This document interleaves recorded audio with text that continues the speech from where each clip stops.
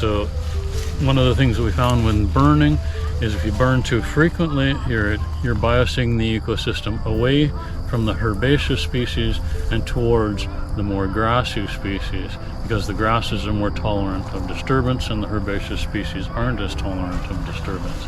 So having a short rotation of disturbance is not as good for the ecosystem to maintain the herbaceous species.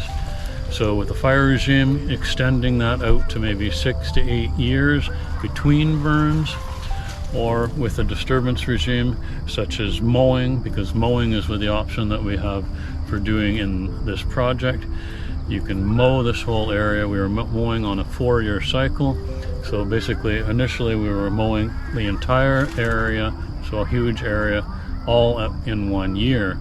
And I changed that regime so that we're mowing a part here, a part there, and a part in another spot, because it's really important to maintain intact habitats, because if you're mowing or burning the entire area, then you're taking out the habitat for all those species.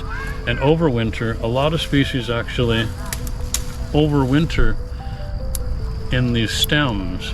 So they find the hollow stem and they'll lay their eggs, or else they'll overwinter themselves inside the hollow stems of the plants. And if you come in the early spring and you do a burn, or you do a heavy cut and remove the biomass, then you're also removing that habitat for the wildlife and disturbing it. So you need to have some sort of disturbance in order to maintain it in a meadow, or else it's going to be mulched down and the diversity gets reduced over time. But if you're disturbing it too frequently, or if you're disturbing the entire area all at one time, then you're reducing the population of the insects and the different creatures that live in those areas. So you need these little refugia where they can recolonize back into the area that you've disturbed.